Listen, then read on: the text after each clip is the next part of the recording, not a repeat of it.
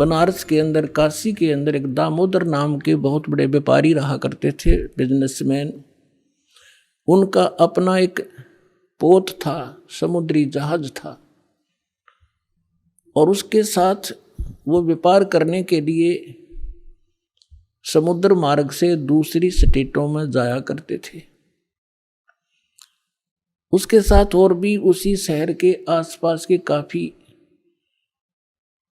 अन्य बनिए लोग भी साथ जाते थे उसके जहाज में किराए पर, और अपना सौदा लाया करते थे। सेठ जी बाहर गए हुए थे और पीछे से उनकी धर्मपत्नी, जिसका नाम धर्मवती था, वो बहुत धार्मिक थी। सेठ दामोदर भी बहुत नेक आदमी थे, भक्ति बहुत विश्वास करते थे परमात्मा। और हमारे हिंदू समाज के अंदर राम और कृष्ण, गणेश और इन भगवानों से ऊपर कोई हमारा इष्ट नहीं था, और ये सभी क्रियाएं हम किया करते थे जो वो कर रहे थे, जो हम करते हैं वैसे ही वो किया करते थे। उस समय परमात्मा ने के बहुत से शिष्य हो गए थे और बहुत दुख दूर हो गए थे। एक दिन ऐसे ही उस सेठ की पत्नी धर्मवती के पास एक बहन गई, उसके पास कि बहन हमारे घर पर सत्संग है, आप आ जाओ। तो उसने सोचा चल मेरी वो बहन ज़्यादा उसके निकट थी और पहले कई बार चर्चा कर रखी थी उसने परमात्मा की। तो कर्मवती ये कहा करती, कभी आसपास तेरे आपके गुरुजी आवे तो उसमें बताना, मैं दीक्षा अगर ज्ञान समझ में आ गया तो मैं दीक्षा लूंगी, वैसे नहीं लूंगी। तो उस बहन ने अपना सत्संग करवा लिया और उसको अपनी सहेली को आमंत्रित किया। अपनात्माओं परमात्मा का ज्ञान, ओए होए, और ज्ञान सब ज्ञानड़ी, कबीर ज्ञान सो ज्ञान, जैसे गोला तोब को करता चले मैदान। परमात्मा ने सृष्टि रचना सुनाई। परमात्मा जहां भी नया सत्संग करते थे सबसे पहले सृष्टि रचना सुनाया करते थे, और फिर मालिक की वाणी में उनके शब्द में ज्यादा कसकती आत्मा तुरंत खिंच जाती थी। सारा ज्ञान सुना। धार्मिक देखो पुण्यात्मा होती है ना, वो घनी अटपट नहीं करा करते, सारा प्रमाण सामने, और फिर अग्रम अग्रम। तो धर्मवती उस बहन का एकदम सिर गया शरीर। जब सत्संग परमात्मा ने कर लिया 2 घंटे और बैठ गए, 10-20 भगत थे अपनी अपनी कहन लागे। तब उसने परमात्मा ने कहा बेटा दीक्षा लेगी। वो कहने लगी महाराज मेरी आत्मा तो मानना है मैं दीक्षा लूँ आपकी, मुझे ज्ञान पूर्ण रूप से समझ में आ गया। कुछ तो उस बहन ने कई बार सुना रखा था, और फिर परमात्मा ने फिर उसको सही सुचारू कर दिया। पर भगवान मेरा एक समस्या है मेरे सामने। तो परमेश्वर कबीर जी ने कहा बोल बेटा क्या शंका है वो बता मुझे। कि यूँ कहा करें, यूँ सुना है मैंने कि जोड़े में नाम लेना चाहिए। मेरा पति गया हुआ प्रदेश में धन कमाने के लिए, और वो आ लेगा तब नाम लूंगी, लेकिन मैं अब मुझे ऐसा लग रहा है कि मैं इस घर से बाहर कदम रखूंगी आपकी झोंपड़ी इस स्थान तक, कि मेरी मृत्यु ना हो जाए। आज मुझे आपके सत्संग से एक एक पल भारी हो गया कि ये जीवन नाश हो रहा है मेरा, तो मैं नाम कैसे लूं। परमात्मा बोले बेटा ये भ्रम जो इन मूर्खों का पैदा किया हुआ है, तुम एक दिन जन्मे नहीं, एक दिन मृत्यु नहीं होगी। आपके पति आपसे बड़े हैं, वो पहले जन्म हुआ, आपका बाद में हुआ। और दूसरी बात यह है कि अध्यात्म मार्ग में फिर उसने कहा जी मैंने उनसे पूछा नहीं है, और आज तक मैंने कोई भी काम उनसे बगैर पूछे किया नहीं है, और कहीं वो मुझसे नाराज ना हो जाए, मैं पाप की भागड़ ना बन जाऊं। परमात्मा ने कहा बेटा आत्म कल्याण के मार्ग में किसी से पूछने की आवश्यकता नहीं, और सभी कामों में सलाह ले सकते हो, सभी बातों में। इसमें एक पल भी देर नहीं करनी चाहिए, कोई पाप नहीं लगे। अब वो चाहे नो ठीक, गुरु जी के मुख से जो शब्द सुन लियो फाइनल सच्ची है, मैं महाराज फिर दीक्षा दे दो। अब उसने नाम ले लिया। अब रोज ये मंत्र आप देख रहे हो, ये मंत्र दिया करते दाता सबसे पहले, केवल बीच बीच के 5। अब हम हिंदू इनके ऊपर आरूढ़ थे ही, लेकिन वो मंत्र गलत जाप करे थे। ये मूल मंत्र है इनके। जैसे आपको बहुत बार बताया है, जैसे एक भैंसा होता है या जो बैल होता है, खागड़ जिसने कहे, उसने वैसे कहे जाओ भैंसा भैंसा, कतई नहीं सुने। अरे एक बार न्यू कर दिया हुर्र, वो न्यू देखेगा और भाग उसकी तरफ दौड़ना हो जाएगा। तो उसका अट्रैक्शन है, विवश है उसके उस शब्द से, वो खिंच जाता है। तो ये वो मंत्र है। और परम संत से लिए बिना ये मंत्र सूखे जाप करने तो लाभ नहीं हो। एक नियम है, उस नियम के अनुसार ही आपने चलना पड़ेगा। तो ये मंत्र दिए उसने, मतलब गदगद होगी, अक्सर भगवान ही न था। यही तो हम देवता पूजा करते थे। परमात्मा ने कहा बेटी यह पूजा नहीं है, ये यहाँ के संरक्षक हैं और मूल पूजा तो सतगुरु की है। अब परमात्मा ने उस समय ये तत् और सत और सार, ये सार नाम ये छुपा कर रखना था। ये प्रथम मंत्र इसलिए दिया था कि इनके संसारिक काम सुलझे रहेंगे, इनको सुख होता रहेगा, इनकी भगवान में आस्था बनी रहेगी और इस मंत्र से इनका जन्म मनुष्य का होता रहेगा। इन आपको यहाँ तक लाना था, इस बिचली पीढ़ी तक। धर्मदास मेरी लाख दुहाई, ये मूल ज्ञान और मूल मंत्र की बाहर ना जाए। मूल मंत्र मूल ज्ञान बाहर जो पढ़ी, बिचली पीढ़ी हंस नितर ही। मूल ज्ञान तब तक छुपाई जब तक द्वादश पंथ ना मिट जाए। जब तक ये कलयुग 5505 वाला समय नहीं आना था, तब तक इसको गुप्त रखना था। सभी महापुरुषों से परमात्मा ने प्रतिज्ञा दिला दी थी। तो इस मंत्र को पागवत गदगद होगी, खूब डट कर भजन करे, आत्मा बिल्कुल खुश होगी। जो भूत प्रेत की बाधाएं थी थोड़ी बहुत सबके घर में बढ़ रहेंगे, वो भाग भूगे, उड़गी सी काया होगी। अब क्या हुआ, सेठ जी आए 1 महीने के बाद में।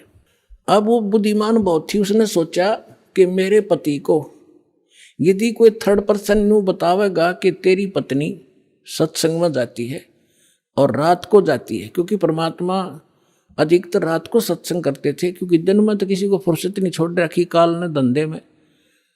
तो उसने सोचा कि ये कहीं इसके मन में मेरे प्रति कोई दोष ना आ जा और हमारा घर नरक बन जावे।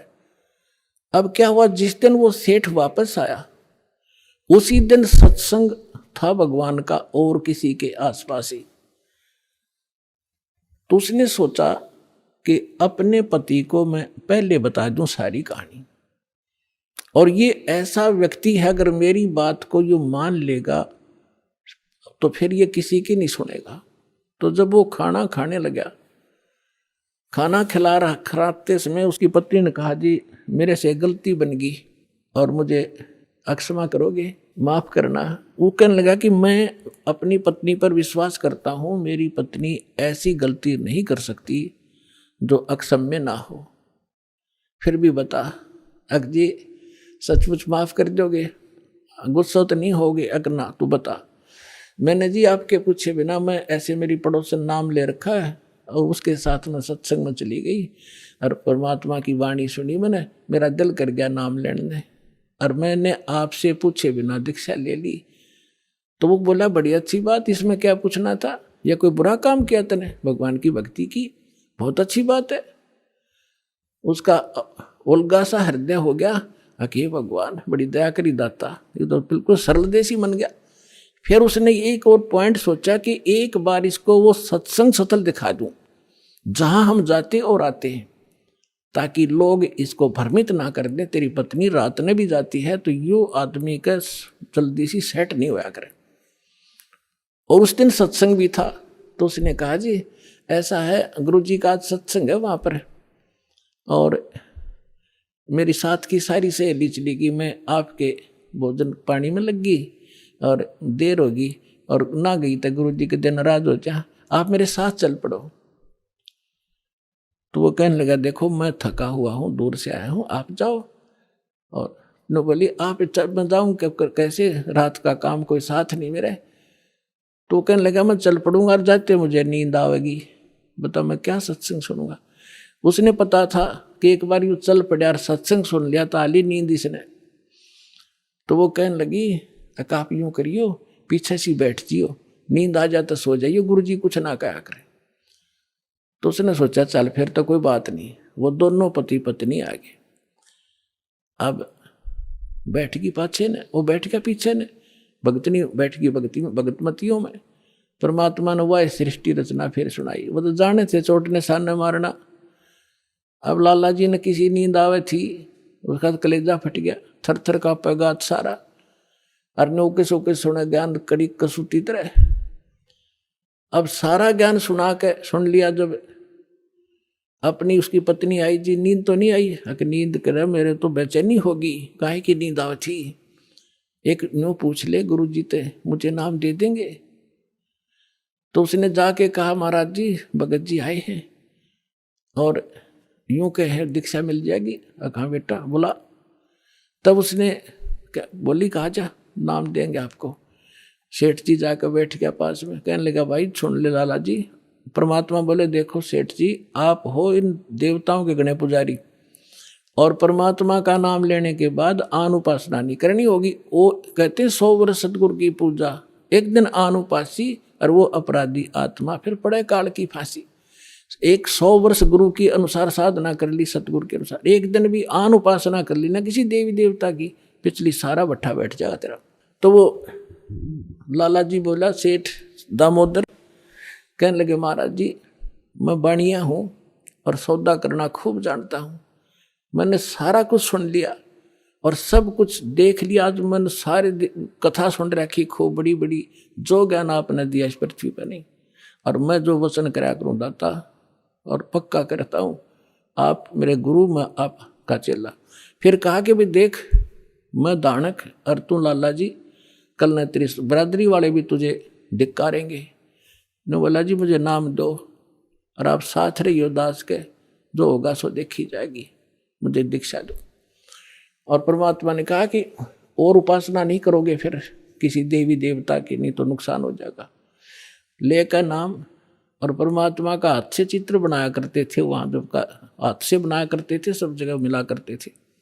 वो फोटो ले गया, जो विधि बताई थी विधान वो शुरू कर दिया आपने। फिर कुछ दिन के बाद वो कई दिन सत्संग सुने, फिर व्यापार में जाना था तो सभी वो दूसरे व्यापारी भी साथ थे। अब उसने क्या किया, उस जहाज के अंदर उसने अपना एक कक्ष बना रखा था जिसमें सारे देवी देवताओं के फोटो थे, और वहीं अपना घंटी बजाया करता, बैठ कर आरती करा करता, जय गणेश देवा माता थारी पार्वती, ये सारी कथा सारी आरती करा करता। अब उसने क्या किया, जाके पहले सारी मूर्ति उठाई और समुद्र में जहाज उठाए, समुद्र में जल प्रवाह कर दी, और एक फोटो परमात्मा कबीर जी का लगा लिया। अब दूसरे जो थे वो लाला जी, उन्हें देखा रहे दामोदर ये देवी देवताओं के फोटो कहाँ गए? तो उसने बताया भाई मैंने दीक्षा ले ली गुरु जी से, और गुरु जी का जो सतगुरु की पूजा करते हैं ना, वो देवी देवताओं की पूजा नहीं करनी होती, इसलिए मैंने वो आदर के साथ जल प्रवाह कर दिया। तो वो सारे कहने लगे रहे तू भट्ठा बैठावेगा, तेरा नाश हो जाएगा, तने कहाँ एक क्या क्या है ये कबीर, ये धानक एक दुल्हा, इसकी कड़ फंटी में आ गया, तो कहाँ बातों में आ गया, तेने देवता छोड़ दिए, रामकृष्ण जैसे बलवान भगवान छोड़ दिए, देखना तेरा क्या होगा। वो बोले भाई कुछ भी हो मेरे साथ, आप अपनी क्रिया करो, मैं आपको ना कहता, आप मेरे पीछे क्यों पड़ गए, मैं अपनी करूँगा, आप अपनी करो। अब उस दिन उसके बाद उसको कबीर कहने लगे कि यू आ गया कबीर, दामोदर कहना छोड़ दिया। ने बोला भाई कुछ भी कहो, थारी भी जी पवित्र है, भगवान का नाम लेने थे, ठीक है मुझे मालूम है तुम किस विषय से कह रहे हो, कोई बात नहीं। अब वो चले गए और सब अपना माल लाद के बच्चों समेत जा रहे थे कुछ तो, क्योंकि 3-3 4-4 महीने वापस आया करते थे। जब वापस आ रहे थे पूरा माल लाद के, और बीच में जब आ लिए समुद्र के, एक भयंकर साइक्लोन उठा, तूफान, समुद्री तूफान 30-40 फुट ऊंचा होकर, और इतनी 200 किलोमीटर प्रति घंटा की स्पीड से चला करता, जहाज का तब निशान भी ना पाओ उसमें कीट पड़ा है। और देख लिया उन नबी, क्योंकि छोटे मोटे तूफान कई बार ऐसे होते थे, उनको पता था ऐसी स्थिति थी, बहुत भयंकर होती है। दिन का समय था, उन्होंने देखा तूफान उठ गया भाई। शाम का समय था, बिल्कुल सूर्यास्त होने वाला था। अब इतना भयंकर तूफान उठा, उन्होंने देखा कि वो तब हो गया, काम बिगड़ गया। और तो थोड़ी बहुत तूफान दूर था, समुद्र में हलचल पहले शुरू होगी और जहाज डगमग करने लगा जो बुरी तरह। अब सारे अपने अपने देवता ने याद करें, कोई राम ने, कोई कृष्ण ने, जो भी जिसका इष्ट था। और दामोदर शांत बैठे। अब सब घबरा रहे थे, घिघी बंदगी, बच्चे मरे, सारी संपत्ति का नाश हुआ था। तो वो कहने लगे, दामोदर आप क्यों नहीं अर्ज करते अपने गुरुजी से कि मैं क्या करूंगा, मेरा गुरुजी तो गरीब सा व्यक्ति है, मेरे भगवान, और आपके इस ताकतवर भगवान जी ने पहाड़ तक ठा लिए, आप बच्चों के उड़ा मैं बच जाऊंगा, आप कर लो अपनी अर्ज। जब उन्होंने देखा कोई जतन काम नहीं कर रहा, उनमें एक वृद्ध लाला जी था। नो क्या कर भाई, क्या कर सतगुरु का भगत तगड़ा हो से, आप एक वे अर्ज कर दो। ने बोला तुम बैठ जाओ, कदे बीच में फिर नो को महाराणे ने सुन ली थी, अग बैठा को नहीं जाता, तो कर लिया रजम बंद हो जाते। तब परमात्मा खड़ा होकर दामोदर ने कहा था, ही परमात्मा आपका ज्ञान समझ में आ गया, और मैंने आपकी महिमा इनका घड़ी गा रखी है, और दाता मुझ नीच के, ठीक है आप तो समर्थ हो, सक्षम हो, कुछ भी कर सकते हो, अगर आज कोई उकचुक होगी मुझ नीच के कारण होगी, मेरे में कोई त्रुटि होगी, मैं आपकी मर्यादा ठीक नहीं कर पाऊंगा, हे परमात्मा आपकी बेइज्जती का कारण ये दास बनेगा। न्यू कहकर बेहोश हो गया, हृदय से पुकार के इस बात ने सोच कर मैं तो बहुत क्या करता, परमात्मा न्यू कर दिया, उसका न्यू कर दिया, उसके ऐसे कर दिया। इतने समय में अंधेरा हो गया, रात के 8-9 बज गए, और तूफान ऐसे चांदनी रात्रि थी, ऐसे बैठ गया जैसे छाड़ा सा वहीं का वहीं, नो का नो धरती।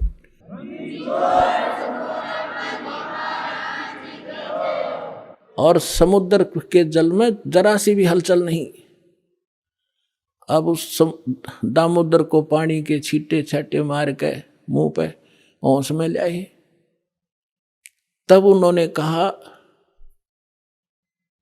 कि भाई दामोदर, हमसे बड़ी घनी गलती हुई, हमने आपके गुरुदेव की बेइज्जती करी, हम कति नीच प्राणी हैं। और उन्होंने संकल्प कराया था कि यदि आज जान बच गई, हमारे भगवान तो फेल हो लिए, जब आज इस तूफान रुक गया, हमारी जान बच गई, दामोदर हम तेरे साथ चलाएंगे, नाम लेंगे उस परमात्मा का। तब दामोदर को कंधे पर बैठा लिया उन लालाओं ने, हर ने बोले बोलो दामोदर की जय। ने बोला नहीं, जय बोलो जिसने यू काम कराया है, बोलो कबीर परमेश्वर जी की जय हो।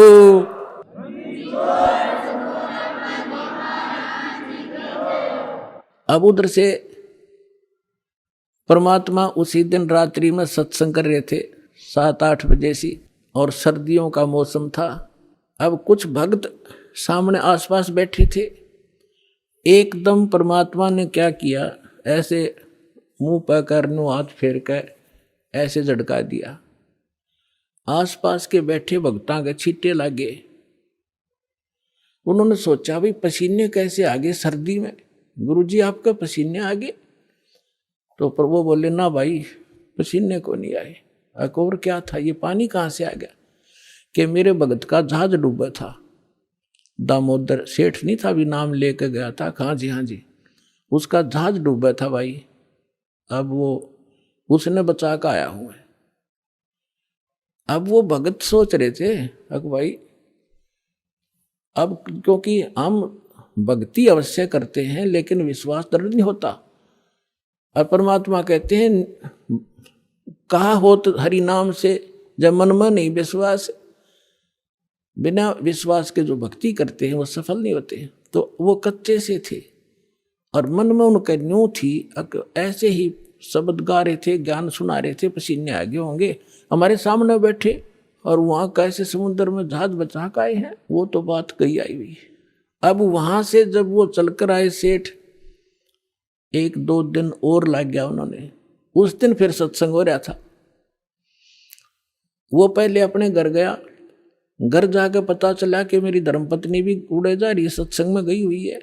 और सारे वो सेठ ने बोले पीछे कर जावांगे, और सारे बच्चा ने साथ ले रहे, पहले अब परमात्मा का उपदेश लेंगे जब घर बढ़ाएंगे। अब हमारा बाकी आज का जीवन, आज के बाद का जीवन उनका ही हमारा, और सारे वहां चलेंगे सीधे वहां 15-20 लाला जी और उनका परिवार है।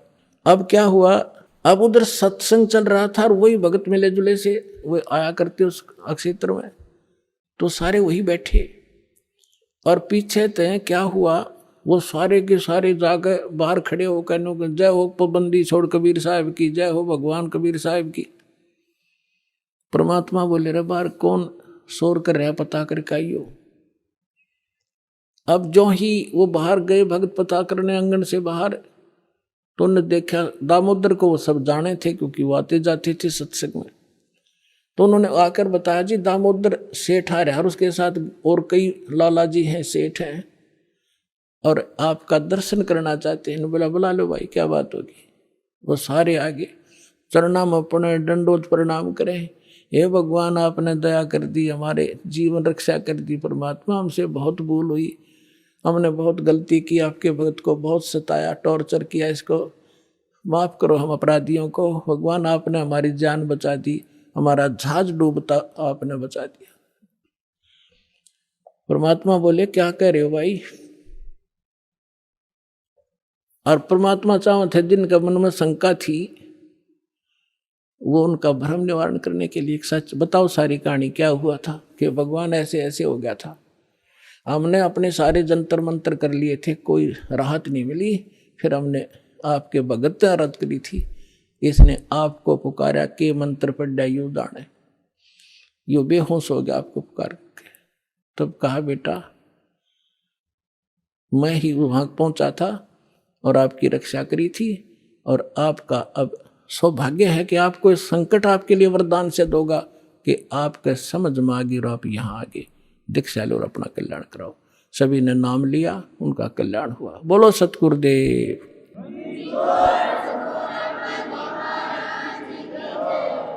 दामोदर सेठ के हुए थे अकाज, अर्ज करी डूबता देखे जहाज। दामोदर सेठ के हुए थे अकाज, अर्ज करी डूबता देखे जहाज। लाज मेरी रखियो गरीब नवाज, समुद्र से पार लंघाने वाले। लाज मेरी रखियो गरीब नवाज, समुद्र से पार लंघाने वाले। धन धन सतगुरु सत कबीर भक्त की, पीड़ मिटाने वाले सत साहिब।